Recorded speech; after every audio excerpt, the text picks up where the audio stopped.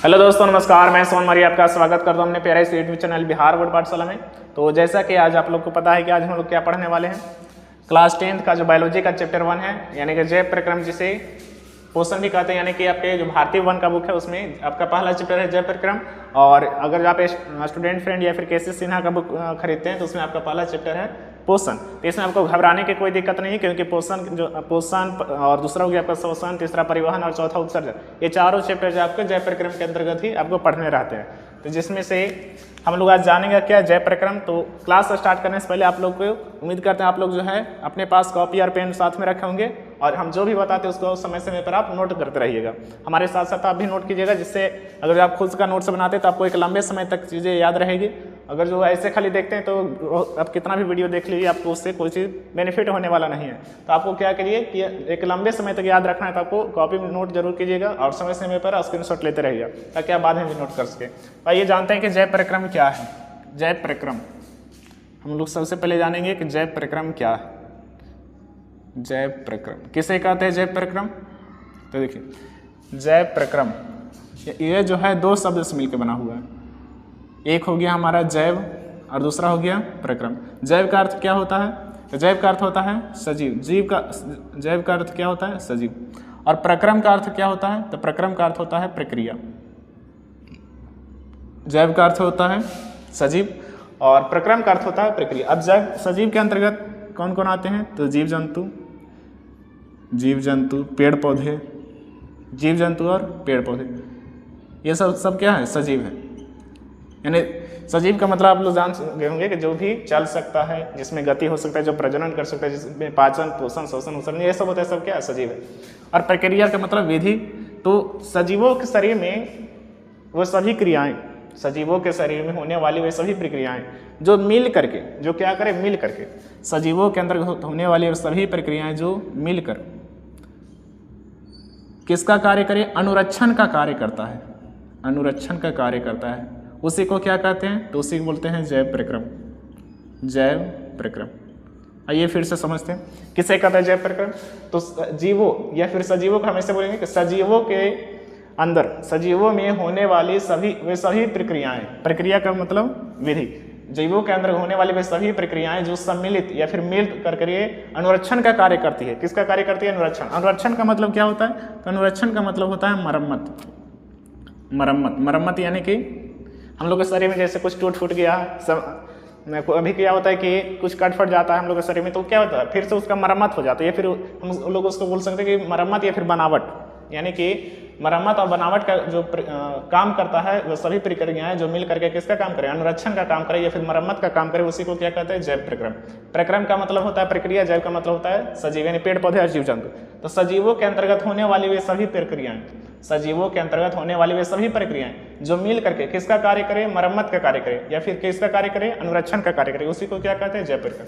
अब हम लोग को जब इसका डिफिनेशन लिखना रहेगा तो क्या लिखेंगे कि सजीवों के अंदर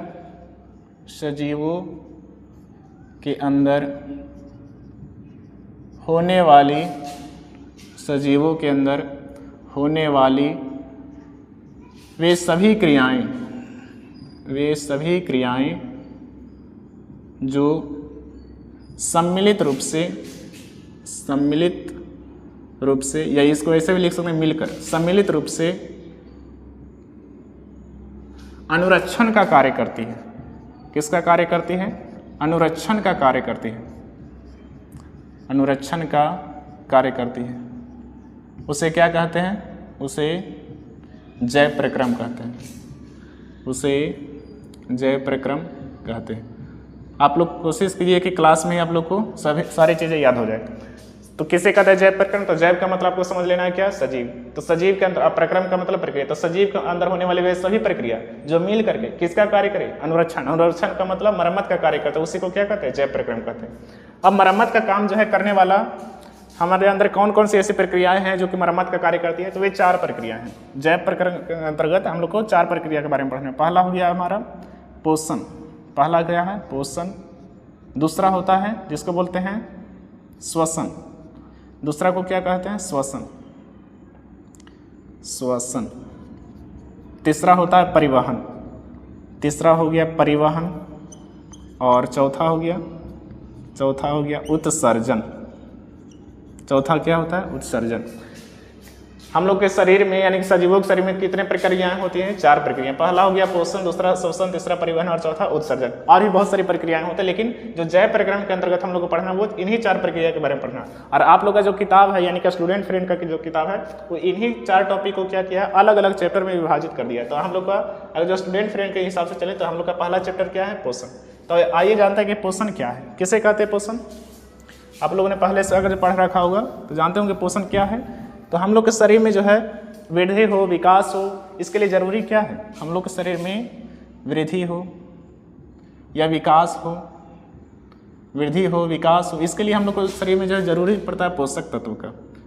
पोषक तत्व। अब किसका जरूरत पड़ता है? पोषक तत्व का। ये पोषक तत्व किसे कहते हैं? तो पोषक तत्व में जैसे हो गया, आपको नाम सुना होगा प्रोटीन, प्रोटीन हो गया, वसा का नाम सुना होगा, कार्बोहाइड्रेट हो गया, कार्बोहाइड्रेट। तो ये सब को ही बोलते हैं पोषक तत्व। किसे? अब यहाँ पर हम क्या कर रहे हैं कि पोषण का डिफिनेशन आपको समझा रहे हैं। देखिए पोषण कैसे कहते हैं? तो हम लोग के शरीर में वृद्धि हो, विकास, हम लोग का हाइट बढ़े, इसके लिए क्या चाहिए? तो उसके लिए प्रोटीन की आवश्यकता पड़ेगा। प्रोटीन हमें किससे मिलेगा? जब हम लोग सोयाबीन खाएंगे, जब हम लोग दूध पिएंगे, तो इससे क्या मिलेगा? प्रोटीन। हम लोग के शरीर में जो है क्या हो? शरीर का वजन बढ़े, मोटापा हो, इसके लिए हम लोग को किसका जरूरत पड़ेगा? वसा। वसा हम लोग को किससे मिलता है? जैसे हम लोग अंडा खाएंगे तो उससे क्या मिलेगा? वसा मिलेगा। तैलीय पदार्थ खाएंगे तो उससे क्या मिलेगा? वसा मिलेगा। तो हम लोग के शरीर में जो है वृद्धि हो, विकास हो, इसके लिए जरूरत क्या है? पोषक तत्वों की। यानी कि पोषक तत्व मतलब आपको क्या समझना है? प्रोटीन, वसा, विटामिन, ये सब समझ लेना है। तो हम लोग के शरीर में वृद्धि विकास के लिए पोषक तत्वों की आवश्यकता होती है। और ये पोषक तत्व हमें जिस प्रक्रिया के द्वारा प्राप्त होता है, ये पोषक तत्व हम जिस प्रक्रिया के द्वारा प्राप्त होता है उसी को क्या कहते हैं? पोषण कहते हैं। हम लोग को शरीर में, इसमें हम लोग क्या लिखेंगे कि भोज्य पदार्थ, भोज्य पदार्थ को ग्रहण करने की प्रक्रिया, भोज्य पदार्थ को ग्रहण करने की प्रक्रिया। अभी आपको हम यहाँ पर सिर्फ समझाने के लिए शॉर्ट में बता रहे हैं, बाकी इसका डिफिनेशन हम लोग अभी आगे पढ़ेंगे। बस आपको अभी बस इतना याद रखना है कि भोजन को ग्रहण करने की प्रक्रिया, हम लोग के शरीर में वृद्धि और विकास, इसके लिए क्या चाहिए? पोषक तत्व। जिस पोषक तत्व मतलब प्रोटीन, वसा, कार्बोहाइड्रेट। और ये सब हम लोग को मिलता है किससे? जब हम लोग भोजन करते हैं। तो भोजन को ग्रहण करने की जो प्रक्रिया है उसी को क्या कहते हैं? पोषण। अभी हमने आपको बताया कि इसमें जैव प्रक्रिया हम लोग को 4 प्रक्रिया के बारे में पढ़ना है, जिसमें पहला प्रक्रिया क्या है? पोषण। दूसरा हो गया शोषण। तो देखिए जैसे हम लोगों ने भोजन खा लिया तो उससे के फलस्वरूप हम लोग के शरीर में जो है किसका निर्माण होता है? ग्लूकोज का। हम लोग जब भोजन करते हैं तो उसमें जो है हम लोग को ग्लूकोज बनता है, ग्लूकोज बनता है। तो ग्लूकोज को जो है, ग्लूकोज से हम लोग को ऊर्जा बनाना है। ग्लूकोज से हम लोग को क्या करना है? ऊर्जा बनाना है। तो ग्लूकोज से जो ऊर्जा बनाने के लिए हम लोग को इसको ऑक्सीजन की आवश्यकता पड़ता है। हम लोग भोजन किए, हम लोगों ने दाल चावल ये सब जो भी खाए तो उससे हम लोग को ग्लूकोज बन गया। तो ग्लूकोज से जो ऊर्जा बनाना है तो उसके लिए हम लोग को ऑक्सीजन देना पड़ता है। तो ऑक्सीजन देने की प्रक्रिया को ही क्या कहते हैं? श्वसन कहते हैं। तो इसको दूसरा तरीका से हम लोग क्या लिख सकते हैं कि ग्लूकोज से ऊर्जा का निर्माण करने की जो प्रक्रिया है उसे क्या कहते हैं? श्वसन कहते हैं। ग्लूकोज से ऊर्जा निर्माण की प्रक्रिया, ग्लूकोज से ऊर्जा निर्माण की प्रक्रिया क्या कहलाती है? तो आपको बोलना है कि श्वसन कहलाती है। अब तीसरा आता है परिवहन। अब हमने क्या किया? सबसे पहले हमने भोजन किया, ग्लूकोज बन गया, ये प्रक्रिया क्या कहलाया? पोषण। ग्लूकोज से हमने ऑक्सीजन दिया तो फिर क्या बन गया? ऊर्जा, ये प्रक्रिया कहलाया हमारा श्वसन। अब हम लोग क्या करेंगे? ऊर्जा का जो है जरूरत हम लोग के शरीर में क्या है? पूरा शरीर में ऊर्जा रहना चाहिए।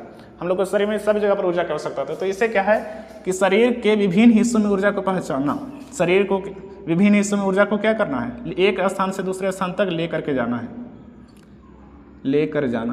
पूरे शरीर में यानी शरीर के विभिन्न हिस्सों में क्या करना है? ऊर्जा को पहुंचाना। ऊर्जा बना लेने से हम लोग के शरीर में सब जगह नहीं जाएगा, तो उसको पहुंचाने के लिए क्या होगा? एक अलग से प्रक्रिया होता है, उसी को क्या कहते हैं? उसी को बोलते हैं परिवहन। हम लोग यहाँ क्या लिखेंगे? ऊर्जा को शरीर के विभिन्न हिस्सों में, शरीर के विभिन्न हिस्सों में पहुंचाने की प्रक्रिया, शरीर के विभिन्न हिस्सों में पहुंचाने की प्रक्रिया को क्या कहते हैं? तो आपको बोलना क्या है कि परिवहन कहते हैं। अब हमारा पोषण हो गया, शोषण हो गया, परिवहन हो गया। अब उत्सर्जन किसे कहते हैं? तो जैसे हम लोग भोजन किए तो उसमें जो हम लोग का जो मेन पदार्थ जो बनना था ग्लूकोज वो तो बन गया, लेकिन जो भोजन के तो उसका अवशोषण होता है, तो उसके फलस्वरूप मल मूत्र ये सब का निर्माण हो जाता है जो हम लोग के शरीर में कोई आवश्यक नहीं है। तो जैसे हो गया मल मूत्र पसीना, ये सब जो हम लोग के शरीर में कोई आवश्यक चीज़ नहीं है।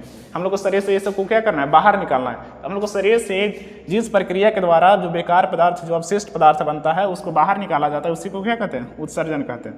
यहाँ हम लोग को लिखना है अपशिष्ट पदार्थों को, अपशिष्ट का मतलब होता है उत्सर्जित पदार्थ, अपशिष्ट पदार्थ। आपको इसमें ध्यान रखने का, अपशिष्ट का मतलब आप लोग सीधा समझिए कि बेकार पदार्थ। कैसा पदार्थ, बेकार पदार्थ।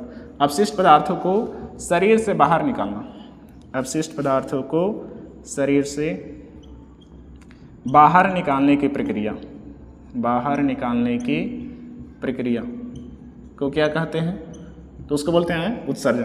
ये चारों टॉपिक आपका यहाँ पर क्लियर हो गया। आइए शुरू से फिर से एक बार रिवाइज हम लोग करते हैं। जैव प्रक्रम, जैव प्रक्रम किसे कहते हैं, तो सजीवों के अंदर होने वाली वे सभी क्रियाएं, सजीवों के अंदर होने वाली वे सभी क्रियाएं या वे सभी प्रक्रम जो सम्मिलित रूप से किसका कार्य करें, अनुरक्षण का कार्य करें। अनुरक्षण का मतलब हमने आपको क्या बताया था कि मरम्मत का कार्य करें। हम लोग के शरीर में जैसे कुछ टूट फूट जाता है तो उसका क्या होता है, मरम्मत होता है। तो जो मिल करके हमारे शरीर में मरम्मत का कार्य करता है उसी को क्या कहते हैं, उसी को बोलते हैं जैव प्रक्रम। ये जो है जैव प्रक्रम के अंतर्गत 4 प्रक्रिया आता है। पहला हो गया पोषण, दूसरा शोषण, तीसरा परिवहन और चौथा हो गया उत्सर्जन। पोषण किसे कहते हैं, तो भोज्य पदार्थ को ग्रहण करने की प्रक्रिया को पोषण किसे कहते हैं, तो भोज्य पदार्थों को ग्रहण करने की जो प्रक्रिया उसी को क्या कहते हैं, पोषण कहते हैं। अब पोषण के फलस्वरूप हम लोग के शरीर में क्या बनता है, ग्लूकोज बनता है। जब हम लोग भोजन करते हैं तो उसके फलस्वरूप क्या बनता है, ग्लूकोज बनता है। अब ग्लूकोज जब बन गया तो इससे हम लोग को क्या बनाना है, ऊर्जा बनाना है। तो ग्लूकोज से हम लोग के शरीर में ऊर्जा की आवश्यकता होता है, ना कि ग्लूकोज की। तो ग्लूकोज से हम लोग को ऊर्जा बनाना है, तो ग्लूकोज से ऊर्जा बनाने के लिए हम लोग को क्या देना पड़ेगा, ऑक्सीजन। तो ग्लूकोज से ऊर्जा को निर्माण करने की जो प्रक्रिया है इसी को क्या कहते हैं, श्वसन कहते हैं। अब हमने श्वसन भी बना लिया, अब हम लोग को क्या चाहिए कि हमने यहाँ पर क्या बना लिया, ऊर्जा बना लिया। तो ऊर्जा को जो है हम लोग को शरीर में सब जगह पर आवश्यकता है। इसको पूरा शरीर के सभी हिस्सों में क्या करना है, पहुँचाना है। तो ऊर्जा को शरीर के विभिन्न हिस्सों में पहुँचाने की प्रक्रिया को क्या कहते हैं, परिवहन कहते हैं। चौथा हमारा क्या है, उत्सर्जन। उत्सर्जन किसे कहते हैं, तो हम लोग जब भोजन करते हैं तो जो ग्लूकोज बनता है तो ये तो हमारे लिए क्या है, लाभदायक है, क्योंकि इससे हमारा ऊर्जा का निर्माण होगा। लेकिन बहुत सारा ऐसा जो है अवशिष्ट पदार्थ हो जाता है, यानी कि जैसे हो गया मल मूत्र पसीना, ये सब जो हम लोग के शरीर में कोई आवश्यक नहीं है। तो ये सब को क्या करना है, हम लोग के शरीर से बाहर निकालना है। तो बाहर निकालने की प्रक्रिया को क्या कहते हैं, उत्सर्जन कहते हैं। उम्मीद करते हैं आप लोग को यहाँ तक समझ में आ गया होगा। इसका आप स्क्रीनशॉट लीजिए और अपनी कॉपी में नोट कर लीजिए। अब नेक्स्ट चलते हैं हम लोग पोषण के बारे में जानते हैं कि पोषण किसे कहते हैं, कितने प्रकार के होते हैं। देखिए नेक्स्ट हमारा प्रश्न है कि पोषण क्या है या कितने प्रकार का होता है। यानी अब जो हम लोग पोषण स्टार्ट कर दिए हैं, पोषण चैप्टर हमारा पहला स्टार्ट हो गया है, जिसमें पहला प्रश्न हमारा समझते हैं हम लोग कि पोषण क्या है, पोषण किसे कहते हैं और ये कितने प्रकार का होता है। तो पोषण का मतलब होता है, अभी हमने आपको बताया, शरीर में वृद्धि विकास और विभिन्न क्रियाएं हो, यानी हमारा शरीर का आकार बढ़े, वेट बढ़े, वजन बढ़े, ये सब जो है विभिन्न प्रकार का क्या होता है। अब वृद्धि विकास इसके लिए विभिन्न प्रकार के क्रियाएं होती है, तो उसमें जो है हम लोग को किसका आवश्यकता पड़ता है, तो उसके लिए हम लोग को पोषक तत्व की आवश्यकता पड़ता है। जैसे में हो गया आपका प्रोटीन बताए थे, कार्बोहाइड्रेट हो गया, वसा हो गया, विटामिन हो गया, ये सब। तो इन सभी जो पोषक तत्वों की आवश्यकता होती है, तो ये सभी पोषक तत्व हमें जिस विधि के द्वारा प्राप्त होता है उसी को क्या कहते हैं, पोषण। इसको लिखेंगे क्या, शरीर में, आंसर में लिखेंगे हम लोग सजीवों के शरीर में वृद्धि विकास एवं विभिन्न क्रियाओं को सजीवों के शरीर में वृद्धि विकास एवं विभिन्न क्रियाओं को संपन्न कराने के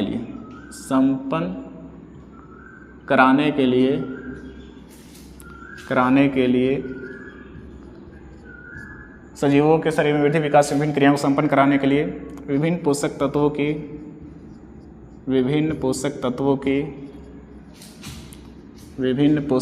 की आवश्यकता होती है। क्या होती है, आवश्यकता होती है। यह पोषक तत्व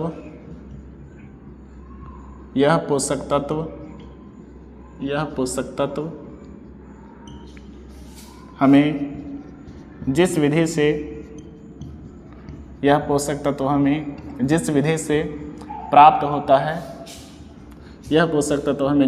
प्राप्त होता है, उसे पोषण कहते हैं। उसे क्या कहते हैं, पोषण कहते हैं। ये हो गया हमारा डिफिनेशन। इस प्रकार का जो आप लिखते हैं तो आपके बोर्ड एग्जाम में एकदम पूरा का पूरा नंबर मिलेगा, क्योंकि ये जो है हम किसी किताब के से नहीं यहाँ पर उतार रहे हैं, क्योंकि ये जो है एकदम जो हमारे समझ में आया है वही हम लिखे हैं। और ये जो है आप लोग को आसान भी हुआ याद करने में। देखिए, सजीवों के शरीर निर्माण में सजीवों के शरीर में वृद्धि विकास एवं विभिन्न क्रियाओं को संपन्न कराने के लिए किसका आवश्यकता होता है? पोषक तत्वों की आवश्यकता होता है, यानी प्रोटीन, विटामिन, ये सब का आवश्यकता होता है। तो ये सब जो है हम लोग को जिस प्रक्रिया से प्राप्त होता है, जब हम लोग भोजन करेंगे तभी तो प्राप्त होगा। तो जिस विधि से प्राप्त होता है या जिस प्रक्रिया से प्राप्त होता है उसी को क्या कहते हैं? पोषण कहते हैं। अब पोषण कितने प्रकार के होते हैं? तो नीचे लिखना है हम लोग को, पोषण मुख्यतः 2 प्रकार के होते हैं। पोषण मुख्यतः 2 प्रकार के होते हैं। पोषण मुख्यतः 2 प्रकार के होते हैं। कौन कौन? तो पहला होगा हमारा, जो पहला होता है उसको बोलते हैं स्वपोषण। पहला को क्या बोलते हैं? स्वपोषण। और दूसरा को बोलते हैं परपोषण। पहला हो गया स्वपोषण और दूसरा हो गया परपोषण। परपोषण, स्वपोषण और परपोषण। देखिए, पोषण हो गया। पोषण कितने प्रकार के? 2 प्रकार के। पहला स्वपोषण और दूसरा परपोषण। स्वपोषण कैसे कहते हैं? स्व का मतलब क्या हो गया? तो स्व का मतलब यहाँ पर समझा देते हैं। स्वपोषण, देखिए, स्वपोषण, स्व का मतलब होता है, स्व का मतलब स्वयं, स्वयं का मतलब अपने आप, अपने आप, स्वयं। स्व का मतलब होता है स्वयं, और स्वयं का मतलब क्या हुआ? अपने आप। और पोषण का मतलब आपको समझ लेना है खाली भोजन, क्योंकि पोषण की जो प्रक्रिया है वो किससे प्राप्त होता है? भोजन से हम लोग को क्या मिलता है? पोषक तत्व मिलता है। तो स्व का मतलब हो गया अपने आप और पोषण का मतलब हो गया भोजन। तो कुछ ऐसे जीव हैं जो कि अपना भोजन स्वयं बनाते हैं और कुछ ऐसे जीव हैं जो कि अपना भोजन स्वयं नहीं बनाते। जैसे हम लोग जो है अपना भोजन स्वयं नहीं बनाते। अब आप लोग सोचिएगा कि हम लोग के घर में तो हम लोग के जो दीदी है या फिर मम्मी है वो तो अपना भोजन स्वयं से बनाती है, तो वो तो फिर स्वपोषी होगी और हम लोग क्या हो जाएंगे? परपोषी। तो ऐसा नहीं है, हम घर के में खाने बनाने की बात नहीं कर रहे हैं। हम लोग यहाँ पर कर रहे हैं कि कौन सा ऐसा जीव जो अपना भोजन स्वयं बनाते। तो हम लोग अपना भोजन स्वयं नहीं बनाते, क्योंकि हम लोग क्या है कि हम लोग जैसे भात बनाएंगे तो हम लोग को किसका जरूरत पड़ेगा? चावल का। तो हम लोग चावल के ऊपर निर्भर है। भात बनाने के लिए हम लोग चावल के ऊपर निर्भर है। हम लोग को दाल बनाना है तो उसके लिए दाल की आवश्यकता पड़ेगा। तो हम लोग किसी न किसी के ऊपर क्या है? निर्भर है। तो जो अपने से भोजन बनाएगा उसको क्या बोलेंगे? स्वपोषण। और जो दूसरा पर निर्भर रहेगा उसको क्या बोलेंगे? परपोषण। याद हो जाएगा? स्व का मतलब स्वयं, यानी कि अपने आप भोजन बनाएंगे। तो वैसे जो अपना भोजन स्वयं बनाते हैं उसे क्या कहते हैं? स्वपोषण। तो जैसे हम कौन है जो अपना भोजन स्वयं बनाता है? तो जैसे हो गया पेड़ पौधा। क्या कभी आपने पेड़ पौधों को भोजन बनाते देखा है? भात दाल बनाते देखा है? नहीं। तो पेड़ पौधा जो कभी भी अपने से वो क्या करता है कि अपना भोजन स्वयं बनाते हैं, मतलब भोजन अपना स्वयं बनाते हैं, कभी भी दूसरा के ऊपर निर्भर नहीं रहता कि कोई हमको क्या करेगा कि ला करके खाना देगा तो हम लोग खाएंगे। ऐसा नहीं होता है। वो लोग क्या करते हैं? सूर्य प्रकाश की उपस्थिति में क्या करते हैं? अपना भोजन क्या करते हैं? स्वयं बनाते हैं। तो इस सब जो आगे पढ़ेंगे प्रकाश संश्लेषण क्या है, तो वहाँ पर आप लोग को विशेष बताया जाएगा। तो आइए इसको लिखते हैं। स्वपोषण कैसे कहते हैं? वैसा पोषण। वैसा पोषण। कैसा पोषण? वैसा पोषण जिसमें जीव अपना भोजन स्वयं बनाते हैं। जिसमें जीव अपना भोजन क्या करते हैं? स्वयं बनाते हैं। स्वयं बनाते हैं उसे स्वपोषण कहते हैं। उसे क्या कहते हैं? स्वपोषण कहते हैं। जिसमें जीव अपना भोजन स्वयं बनाते हैं उसे क्या कहते हैं? स्वपोषण कहते हैं। और जिसमें स्वपोषण होता है, वैसा जीव जिसमें स्वपोषण होता है, यानी जो जीव अपना भोजन स्वयं बनाते हैं उसे स्वपोषी कहते हैं। तो इसमें हम लोग एक लाइन और जोड़ सकते हैं। यहाँ हम लोग जैसे में लिख देते हैं। जैसे हो गया, तो जैसे में हो गया पेड़ पौधे। पेड़ पौधे जो जीव अपना भोजन स्वयं बनाते हैं उसे क्या कहते हैं? स्वपोषण। स्वयं बनाने, भोजन स्वयं बनाने का मतलब जो घर में भोजन बनाते हैं हम लोग, उसका बात नहीं हो रहा है। ये जो है हम लोग किसी के ऊपर निर्भर हैं तो हम लोग स्वपोषण नहीं है। हम लोग क्या है? चावल के ऊपर निर्भर है, दाल के ऊपर निर्भर है, तो हम लोग स्वपोषण नहीं करते हैं। पेड़ पौधे किसी के ऊपर निर्भर नहीं है। इसको कोई खाना बनाने के लिए नहीं देकर जाता है। ये लोग अपना क्या करता है? अपना भोजन स्वयं बनाते हैं सूर्य के प्रकाश की उपस्थिति में। इसीलिए ये क्या है? स्वपोषण। और जो जीव स्वपोषण करता है उसे क्या कहते हैं? स्वपोषी कहते हैं। जो जीव स्वपोषण करता है उसे क्या कहते हैं? स्वपोषी कहते हैं। तो इस प्रकार पेड़ पौधे क्या हैं? स्वपोषी हैं। पेड़ पौधे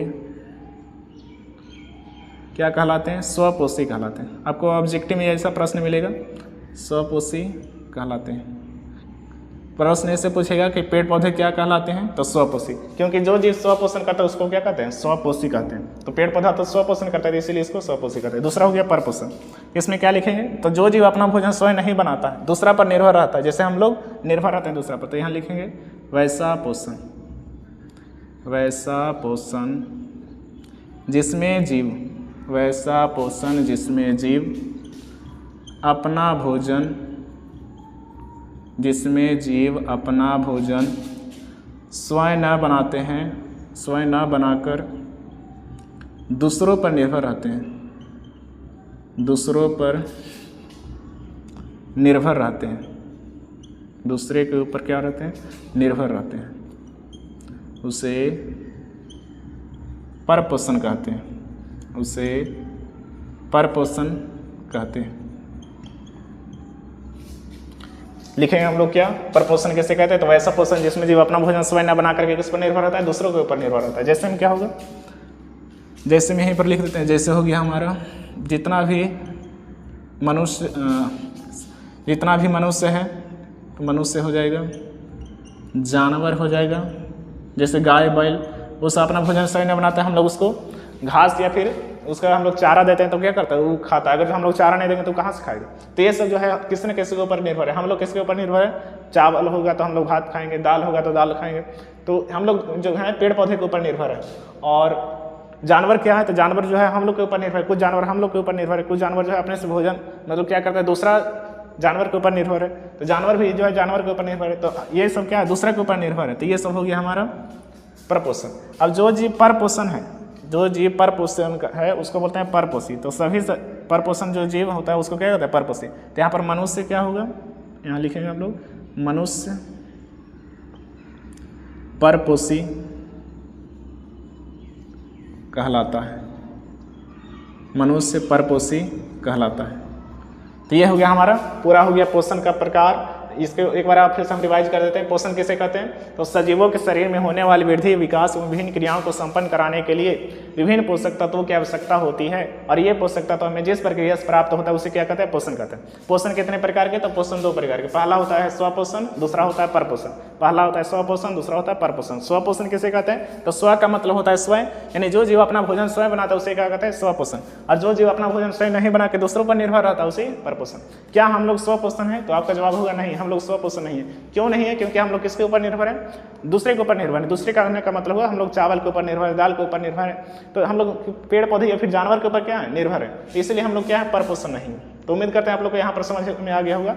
अब जो है परपोषण के भी क्या है, बहुत 3 प्रकार है। परपोषण के 3 प्रकार। तो आइए जानते हैं परपोषण के 3 प्रकार वो कौन कौन से हैं। तो देखिए, स्वपोषण पढ़ने से पहले हम लोग क्या करते हैं कि अपने परपोषण पढ़ने से पहले हम लोग स्वपोषण जो जीव स्वपोषण करता है, यानी अपना भोजन जो स्वयं बनाता है, कैसे भोजन बनाता है, यानी पेड़ पौधे जो है भोजन किस प्रक्रिया के द्वारा करते हैं, कैसे करते हैं, तो उन्हीं के बारे में हम लोग सबसे पहले जान लेते हैं। उसके बाद हम लोग चलेंगे परपोषण के बारे में। तो इसमें जो है अभी हमने आपको बताया कि सभी जितना भी पेड़ पौधे हैं, जितना भी पेड़ पौधा है वो सभी जो है अपना भोजन स्वयं बनाता है। सभी पेड़ पौधे अपना भोजन क्या करते हैं, स्वयं बनाते हैं। लेकिन ये जो है इसका एक अपवाद भी है। एक ऐसा भी पेड़, एक दो ऐसे भी पेड़ पौधे जो कि अपना भोजन स्वयं नहीं बनाते हैं। जैसे में हो गया नेपेंथिस, आपने नाम सुना होगा नेपेंथिस का। नेपेंथिस जो है कीटभक्षी पौधा है, कीटभक्षी या कीटहारी इसी को बोलते हैं, कीटहारी। कीटहारी, कीटहारी। नेपेंथिस को कीटहारी या कीटभक्षी पौधा क्यों बोला जाता है, क्योंकि ये जो है कीटभक्षी, कीट का मतलब हुआ कीट पतंग जो हो गया, और भक्षी का मतलब होता है भक्षण यानी कि खाना। तो ये क्या करता है कि कीटों का अपने भोजन के रूप में ग्रहण करता है। कौन, नेपेंथिस। इसलिए इसको क्या कहते हैं, कीटभक्षी या कीटहारी। तो क्या ये नेपेंथिस स्वपोषी कहलाया, नहीं, क्योंकि ये जो अपना भोजन स्वयं नहीं बनाया, ये क्या हो गया, ये निर्भर हो गया किस पर, कीटों के ऊपर निर्भर हो गया। तो इसको जो है हम लोग स्वपोषी नहीं बोलेंगे, यानी ये जो है स्वपोषण नहीं करता है। तो सभी अधिकांश जो पेड़ पौधे रहते हैं वो स्वपोषी करते हैं। लेकिन एक दो ऐसे भी पेड़ पौधे जो कि स्वपोषी नहीं करते, जैसे हो गया नेपेंथिस। तो नेपेंथिस क्या है, तो नेपेंथिस जो है इसमें कौन सा पोषण होता है, तो हम लोग क्या लिखेंगे, परपोषण होता है। तो ऐसा पोषण परपोषण, ये निर्भर किस पर रहता है, तो कीटों के ऊपर रहता है। इसमें इसका देखिए ये भोजन किस प्रकार से करता है, इसके अंदर क्या होता है कि इसका जो आकार है एक गमले के जैसा रहता है। इसका आकार कैसा रहता है, इसका आकार गमले के जैसा रहता है। फिगर नहीं बन रहा है, देखिए मान लीजिए क्या है, नेपेंथिस, ये हो गया नेपेंथिस। तो इसका आकार जो है एक गमले के जैसा होता है। तो इसमें क्या होता है कि लाल आकर्षक रंग रहता है। इसके अंदर जो है इतना देखने में खूबसूरत लगता है कि कीट क्या करता है, इसके अंदर एंट्री मार देता है। इसके अंदर क्या होता है, एंट्री मार देता है। यानी कि जब भी कोई कीट देखता है तो इसके अंदर एक एकदम लाल आकर्षक दिखाई देता है, जिसके कारण कीट इसके अंदर क्या करता है, प्रवेश कर जाता है। और जैसा ही कोई कीट इसके अंदर प्रवेश किया तो ये क्या करता है, अपना ये जो ढक्कन है ऊपर वाला ये बंद कर देता है, अपना ढक्कन क्या करता है, बंद कर देता है। और जब कीट पूरा तरीका से मर जाता है तो उसको अवशोषण कर देता है, उसके बाद ही फिर से ढक्कन क्या करता है, खोल देता है। तो ये जो है कीटों के ऊपर निर्भर है, इसीलिए इसको क्या कहेंगे, इसको बोलेंगे परपोषण इसमें होता है, यानी कि इसको बोलेंगे कीटभक्षी पौधा।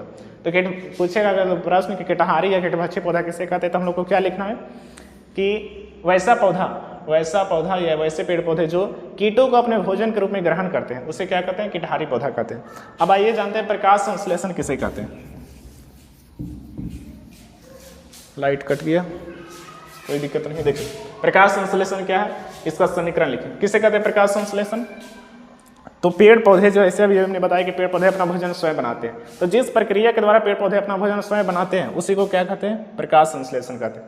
लिखना रहेगा तो हम लोग क्या लिखेंगे, सभी हरे पेड़ पौधे, सभी हरे पेड़ पौधे सूर्य के प्रकाश की उपस्थिति में, सूर्य प्रकाश की उपस्थिति में क्लोरोफिल की मदद से, क्लोरोफिल की मदद से अपना भोजन स्वयं बनाते हैं, अपना भोजन क्या करते हैं, स्वयं बनाते हैं। इसी प्रक्रिया को प्रकाश संश्लेषण, इसी प्रक्रिया को प्रकाश संश्लेषण या अंग्रेजी में इसको बोलते हैं फोटोसिंथेसिस, प्रकाश संश्लेषण कहते हैं। देखिए अगर आपसे प्रश्न पूछा जाएगा कि प्रकाश संश्लेषण किसे कहते हैं या फोटोसिंथेसिस क्या है, तो सभी हरे पेड़ पौधे क्या करते हैं, सूर्य के प्रकाश की उपस्थिति में क्लोरोफिल की मदद से क्या करते हैं, अपने भोजन को स्वयं बनाते हैं। तो इसी प्रक्रिया को क्या कहते हैं, प्रकाश संश्लेषण कहते हैं। अब आइए देखते हैं कि कैसे क्या होता है कि पेड़ पौधे अपना भोजन स्वयं बनाते हैं। तो देखिए मान लीजिए ये कोई पेड़ है, क्या है, पेड़ है, मान लीजिए ये क्या है, कोई आम का पेड़ है। तो इसमें क्या है, इसमें भोजन बनाना है तो क्या करेगा कि सूर्य का प्रकाश इसको चाहिए, सूर्य का प्रकाश यानी सनलाइट होना चाहिए। सूर्य का प्रकाश को ही ग्रहण करेगा और वायुमंडल से क्या लेगा, तो वायुमंडल से जो है इसको CO2 चाहिए, वायुमंडल से क्या चाहिए, CO2। और इसको जो है जड़, ये जो है इसका जड़ रहता है, ये जड़ से क्या ग्रहण करता है, मान लीजिए ये जड़ है तो जड़ से जो है ये जल और प्लस में जो आवश्यक खनिज है, तो जल और खनिज कहाँ से, जड़ से। तो ये क्या, अब इसका अगर जो डिफिनेशन लिखना रहेगा तो हम लोग क्या लिखेंगे कि सभी हरे पेड़ पौधे सूर्य के प्रकाश की उपस्थिति में वायुमंडल से CO2 ग्रहण कर, वायुमंडल से CO2 और जड़ से जल और खनिज ग्रहण करके अपना भोजन क्या करते हैं, स्वयं बनाते हैं। तो इसी प्रक्रिया को क्या कहते हैं, प्रकाश संश्लेषण कहते हैं। इसमें जो है इनके जो पत्तियों में रहता है, मान लीजिए कोई टहनी है, ये क्या है, एक टहनी है, और यहाँ पर क्या है, एक पत्ता है। तो यहाँ इसी में क्या होता है कि प्रकाश संश्लेषण की क्रिया होती है। देखिए ये जो पत्ता है तो इसके बीच में एक छोटा छिद्र जैसा रहता है, जो कि आप नहीं देख सकते, लेकिन जैसे आपने पीपल का पत्ता देखा होगा तो या फिर बरगद का पत्ता देखा होगा तो उसका आकार बड़ा रहता है। जब वो पूरा तरीका से सूख जाएगा तो उसके ऊपर जो रहता है पूरा, उसको हटाइएगा, ऊपर वाला जो उसका सतह रहता है उसको हटाइएगा तो एक छोटा जो है छिद्र के जैसा दिखाई देगा, एकदम मच्छरदानी की तरह दिखाई देगा, आर पर एकदम साफ दिखाई देगा। जब पत्ता सूख जाएगा तब, तो उसी को क्या कहते हैं, उसी को बोलते हैं क्लोरोप्लास्ट। ये जो छोटा छिद्र रहता है इसको बोलते हैं क्लोरोप्लास्ट। तो इसी में क्या होता है कि प्रकाश संश्लेषण की क्या होती है, क्रिया होती है। और प्रकाश संश्लेषण क्रिया के फलस्वरूप किसका निर्माण करते हैं पेड़ पौधे, तो ग्लूकोज का निर्माण करते हैं। ग्लूकोज का अनुसूत्र होता है C6H12O6। ये किसका अनुसूत्र है, ग्लूकोज का। फिर से इसको समझते हैं, पेड़ पौधे को अपना भोजन स्वयं बनाए इसके लिए किसका जरूरत पड़ेगा, सूर्य का प्रकाश होना चाहिए। वायुमंडल से क्या लेगा, CO2 लेगा, और जमीन से यानी कि इसका जो जड़ है वो क्या करेगा, जल और खनिज को ग्रहण करेगा। और क्लोरोप्लास्ट की उपस्थिति में यानी कि इसके अंदर जो क्लोरोफिल रहता है उसकी उपस्थिति में अपना भोजन क्या करता है, स्वयं बनाता है। तो इसी प्रक्रिया को क्या कहते हैं, प्रकाश संश्लेषण कहते हैं। अब इसका जो है ये समीकरण लिखना है, क्या लिखना है, समीकरण। हम लोग को इसमें जरूरत किसका पड़ा, तो CO2 चाहिए, कार्बन डाइऑक्साइड चाहिए वायुमंडल से, और क्या चाहिए, जल चाहिए। तो जल का अनुसूत्र क्या होता है, तो जल का अनुसूत्र H2O होता है। और क्या चाहिए, तो सूर्य का प्रकाश भी होना चाहिए। अच्छा, सूर्य का प्रकाश। और कुछ अभी और क्या चाहिए, तो अभी और चाहिए, अगर जो सूर्य का प्रकाश मिल गया तो क्लोरोफिल भी होना चाहिए। क्लोरोफिल, क्लोरोफिल, क्लोरोफिल भी होना चाहिए। और क्या चाहिए? अब नहीं कुछ चाहिए, बस इतना चाहिएगा। इतना भी रहेगा तो हम लोग का प्रकाश संश्लेषण का क्या हो जाएगा? क्रिया हो जाएगा। CO2 चाहिए, H2O, सूर्य का प्रकाश और क्लोरोफिल। बनेगा क्या? तो बनेगा सबसे पहले अभी हम बताएंगे ग्लूकोज बनेगा, यानी C6H12O6 ग्लूकोज बनेगा। और क्या बनेगा? ऑक्सीजन बनेगा। और क्या बनेगा? तो और बनेगा जल। देखिए और क्या बनेगा? इसी को यहाँ लिख सकते हैं ऊर्जा। ऊर्जा भी बनता है इसके फलस्वरूप। श्वसन क्रिया के फलस्वरूप हम लोग शरीर में ऊर्जा का निर्माण होता है। अभी हम पिछला जब पीछे बता रहे थे तो उसमें बताए थे कि हम लोग जब श्वसन की क्रिया होता है तो उसमें ग्लूकोज का क्या होता है? विखंडन होता है और ऊर्जा का भी निर्माण होता है। तो यहाँ पर CO2 क्या हो गया? ये हो गया कार्बन डाइऑक्साइड, ये हो गया जल।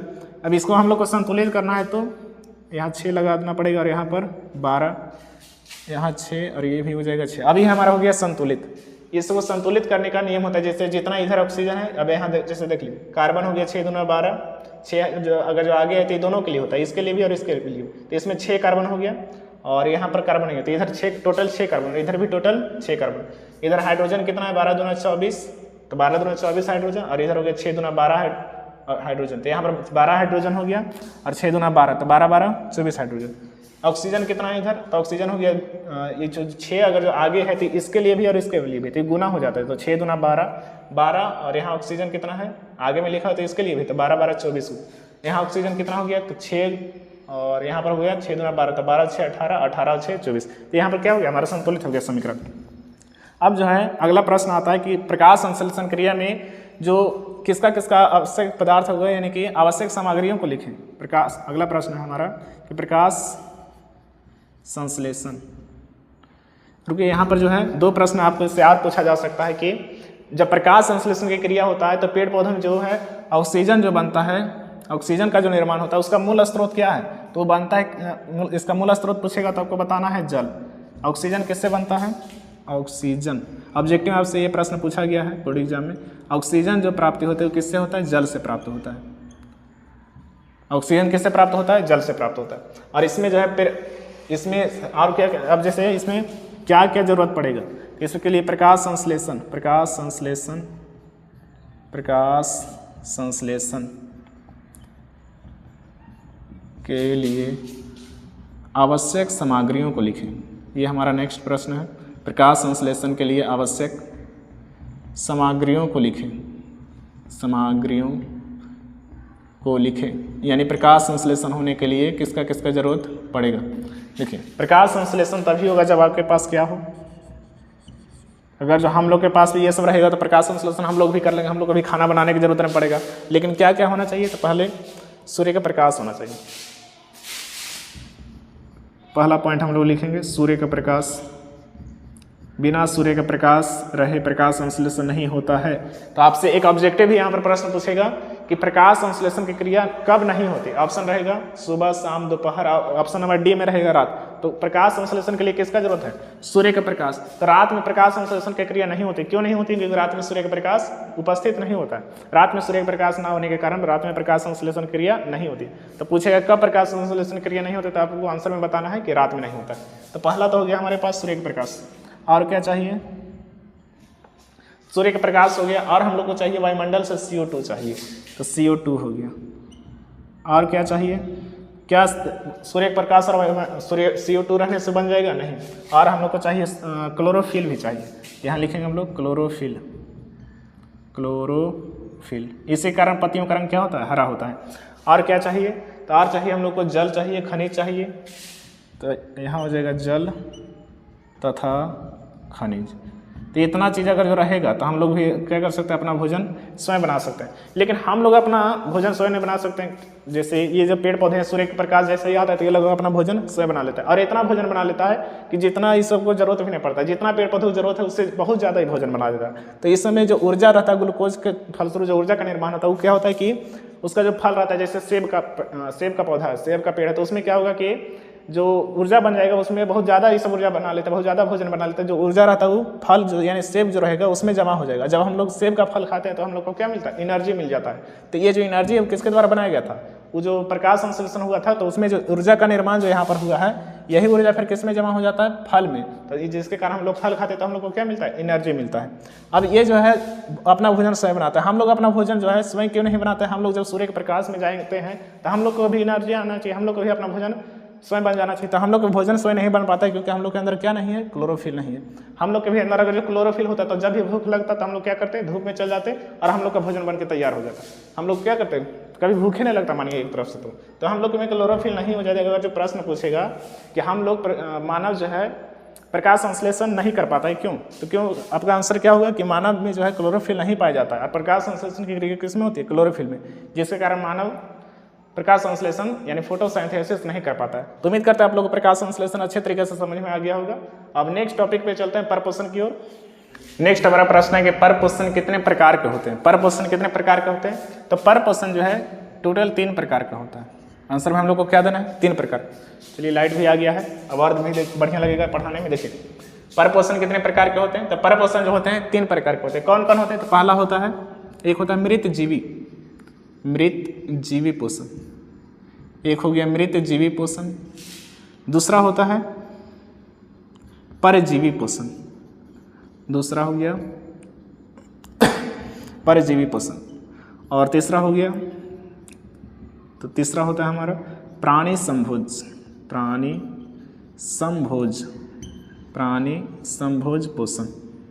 पोषण। तो परपोषण के कितने प्रकार? तो आपको आंसर बताना है 3 प्रकार। पहला हो गया मृतजीवी, दूसरा परजीवी और तीसरा प्राणी संभोज। पहला मृतजीवी, दूसरा परजीवी और तीसरा प्राणी संभोज। मृतजीवी पोषण कैसे कहते हैं? मृत का मतलब आप लोग बता सकते हैं? तो मृत का मतलब होता है जो मर गया, मरा हुआ। मृत का मतलब मरा हुआ। और जीव का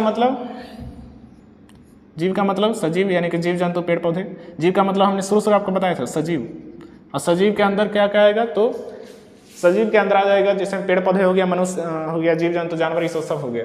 पोषण का मतलब क्या होता है? तो पोषण का मतलब हमने आपको बताया था कि जब भी हम पोषण बोले तो आपको क्या समझना है, भोजन। तो बस यहीं से आप लोग का डिफिनेशन आ जाता है कि मृतजीवी पोषण किसे कहते हैं? तो वैसा पोषण जिसमें सजीव अपना भोजन मरे हुए जीव जंतु या फिर पेड़ पौधे के सड़े शरीर से क्या करते हैं, प्राप्त करते हैं, उसी को क्या कहते हैं, मृतजीवी पोषण कहते हैं। डिफिनेशन एकदम याद हो गया होगा। मृतजीवी पोषण किसे कहते हैं? मृत का मतलब हो गया मरा हुआ, जीवी का मतलब आप लोगों को समझ लेना कि सजीव के बारे में बात किया जा रहा है, और पोषण का मतलब हो गया भोजन। तो वैसा पोषण, कैसा पोषण? वैसा पोषण जिसमें सजीव अपना भोजन मरे हुए जीव जंतुओं के शरीर से या सड़े गले पेड़ पौधे के शरीर से अपना भोजन प्राप्त करते हैं, उसी को क्या कहते हैं, मृतजीवी पोषण कहते हैं। आइए लिखते हैं, मृतजीवी पोषण किसे कहते हैं? वैसा पोषण जिसमें जीव अपना भोजन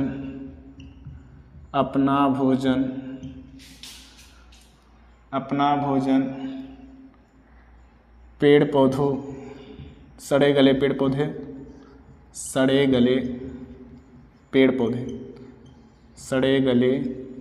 पौधे एवं मृत जीवों के मतलब मरा हुआ जीव, मृत जीवों के शरीर से अपना भोजन प्राप्त करते हैं,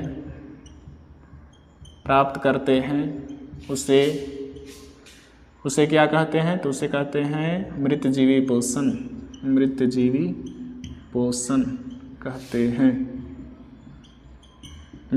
पोषण कहते हैं। अब ऐसा कौन कौन सा जीव है जो कि सड़े गले पेड़ पौधे से या फिर तो जीवों के मरे हुए जीव के शरीर से भोजन प्राप्त करता है? तो जैसे में आप लोग को लिखना है, जैसे में अगर लिखना है तो क्या हो जाएगा? तो जैसे में हो गया आपका कवक, बैक्टीरिया। और क्या होगा? प्रोटोजोआ।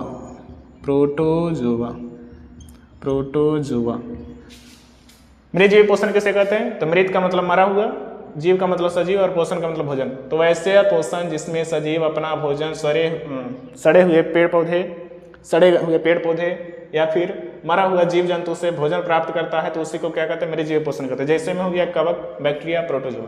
दूसरा हमारा आता है परपोषण। किसे कहते हैं परपोषण? तो परपोषण उसे कहते हैं, परपोषण नहीं, सॉरी, परजीवी पोषण। तो परजीवी पोषण कैसे कहते हैं? तो वैसा पोषण जिसमें जीव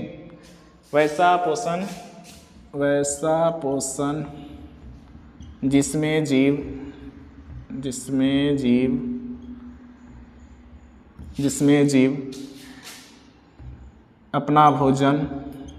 जीव अपना भोजन ठोस या तरल किसी अन्य जीव से, यहाँ लिख सकते हैं किसी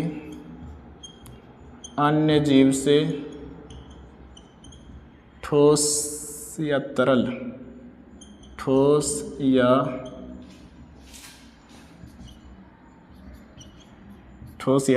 वैसा पोषण जिसमें जीव अपना भोजन किसी अन्य जीव के शरीर में रहकर, ऐसे लिख सकते हैं हम लोग, उस अन्य जीव के शरीर में अस्थाई या परमानेंट, अस्थाई या अस्थाई रूप से रहकर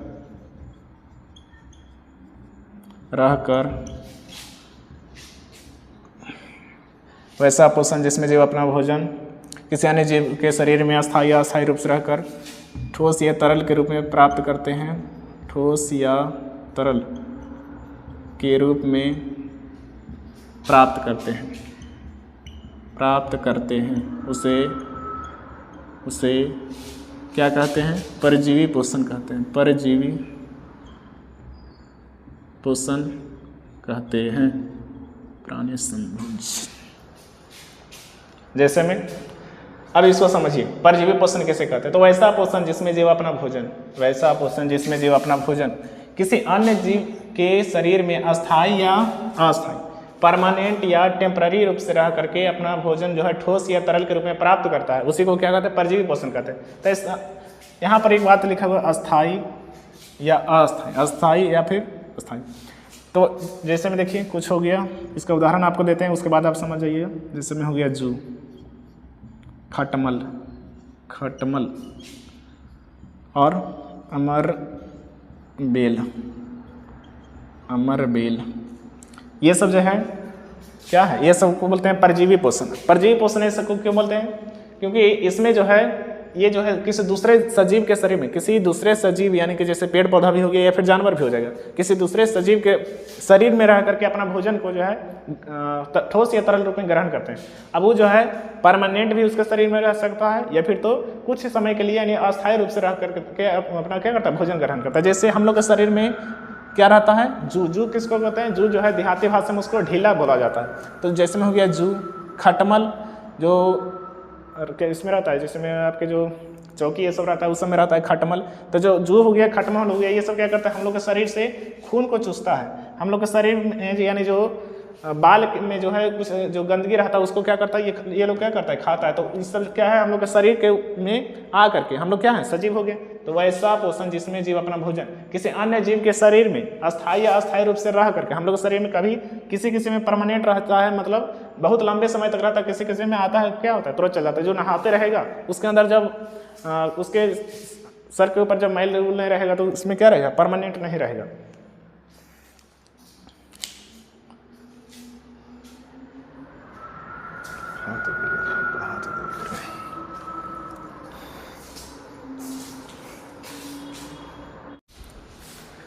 ठीक है, परजीवी पोषण कैसे कहते हैं यहाँ पर हमने आपको बता दिया। अब जो है बारी है प्राणी संभोज पोषण। प्राणी संभोज पोषण कैसे कहते हैं? तो ये क्या कहते हैं कि जो दूसरा जीव के शरीर के ऊपर क्या है? निर्भर है। जो दूसरे जीव, वैसा जीव जो अपने पोषण के लिए, जो अपने भोजन के लिए किसी दूसरे जीव के ऊपर पूरी तरीके से निर्भर रहता है, उसी को क्या कहते हैं? प्राणी संभोज। क्या लिखेंगे? वैसा पोषण जिसमें जीव अपना भोजन किसी अन्य जीव से ठोस या तरल के रूप में प्राप्त करते हैं, ठोस या तरल के रूप में प्राप्त करते हैं, उसे क्या कहते हैं? उसे कहते हैं प्राणी संभोज। उसे प्राणी संभोज पोषण कहते हैं। यहाँ पर हमने आपको लिखा दिया था परजीवी पोषण में क्या लिखा था, अस्थायी या अस्थायी रूप से रह करके अपना भोजन ठोस या तरल, इसको नहीं लिखनी है, बस खाली इतना रहने दीजिएगा कि वैसा पोषण जिसमें जीव अपना भोजन किसी अन्य जीव के शरीर से अस्थायी या अस्थायी रूप से रह करके अस्थायी या अस्थायी रूप से रह कर अपना भोजन, फिर से इसको लिख देते हैं, थोड़ा सा यहाँ पर मिस्टेक हो गया था। वैसा जीव अपना भोजन जिसमें जीव अपना भोजन किसी अन्य जीव के शरीर में अस्थायी या अस्थायी रूप से रहकर प्राप्त करते हैं, उसे क्या कहते हैं, परजीवी पोषण कहते हैं, उसे परजीवी पोषण कहते हैं। क्योंकि यहाँ पर हमने क्या लिखा है, यहाँ पर जो है ठोस और तरल जो है प्राणी समभोज में होता है, और हमने यहाँ पर परजीवी में लिख दिया, तो थोड़ा सा यहाँ पर मिस्टेक हो गया, तो उसे आप लोग सुधार लीजिएगा। अब जो है यहाँ पर प्राणी समभोज में क्या हो जाएगा, जैसे में, तो जैसे में हो गया मनुष्य, और क्या होगा, अमीबा हो गया। ये सब क्या, ये सब जो है प्राणी समभोज का उदाहरण। ये तो एग्जाम में आपके पूछा गया है, आपके जो प्रीवियस क्वेश्चन में अगर आप पढ़ेंगे तो उसमें आपको मिल जाएगा ऐसा प्रश्न। प्राणी समभोज पोषण का उदाहरण कौन है, अमीबा। तो उम्मीद करता है आप लोग को ये समझ में आ गया होगा। और इसके जो पार्ट 2 वीडियो में हम लोग पढ़ेंगे क्या आगे, जो हम लोग के शरीर में किस प्रकार हमारे शरीर में पाचन की क्रिया होता है, पाचन तंत्र, इस सब के बारे में पढ़ना है, जो कि आपके एग्जाम की दृष्टि से बहुत ही महत्वपूर्ण होता है। तो वीडियो पसंद आया हो तो लाइक जरूर कीजिएगा, और चैनल पर न्यू है तो सब्सक्राइब जरूर कीजिएगा। मिलते हैं नेक्स्ट वीडियो में पाचन तंत्र के ऊपर।